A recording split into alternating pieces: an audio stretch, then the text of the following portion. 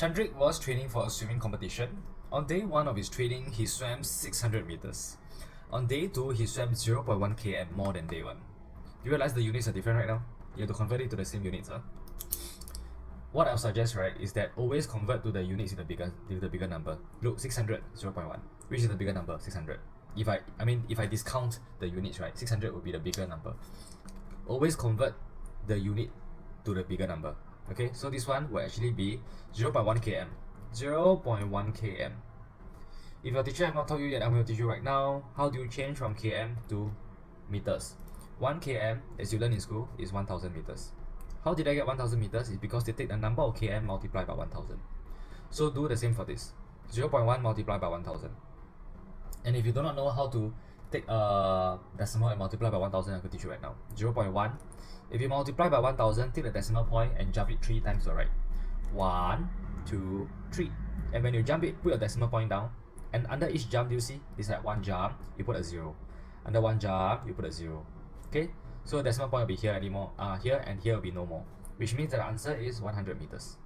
This is actually what we call distance conversion. Converting from kilometers to meters. Okay, so on the first day of his training, he swam 600 meters. On day 2, he swam 100 meters more. For each subsequent training, he swam a distance of 0.1 km or 100 meters more than the previous training session. Now the question is asking for, on day 5 of his training session, how far did he swim? This is quite simple, right? Because let's see, day 1, he swam 600. Day 2, he swam 600 plus 100, right? Equals to 700. Okay, day 3, then blah blah blah. 600 plus 100 plus 100, giving us 800. Okay, day 4, same thing, right? So 600 plus 3 sets of 100, which is 300, giving us 900.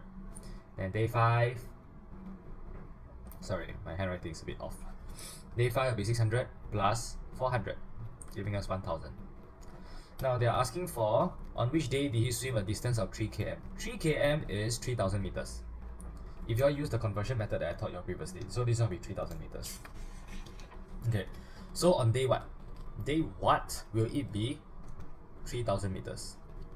If you look at the previous one, right? Day 1 is 600. Day 2 is 600 plus 100. Day 3 is 600 plus 100 plus 100. So the number of sets of 100, right? You see, these are 2 sets of 100. 2 sets of 100, right? If I take the day minus 1, okay? And then I'll be able to get this set of 100. See, this one is 1 set of 100, right? It's because it's day 2, I take 2 minus 1, I have 1 set of 100. Now for this one, right, it's the same. It's 600 plus, do not know how many sets of 100. Okay? How many sets of 100 plus 300? Sorry. How many sets of 100 plus 600 will give me 3000? I just take 3000 minus 600. 3000 minus 600 will give me 2400. Which means that I need 24 sets.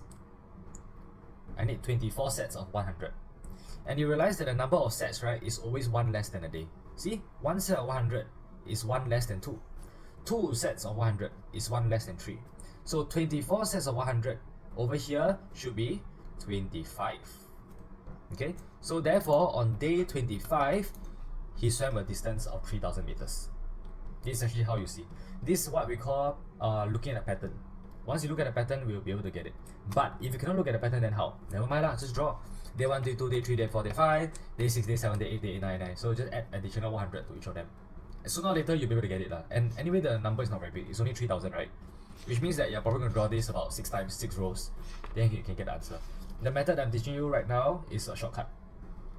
Okay, so this one will be looking at the pattern. The pattern will help you to solve this question. Okay, done.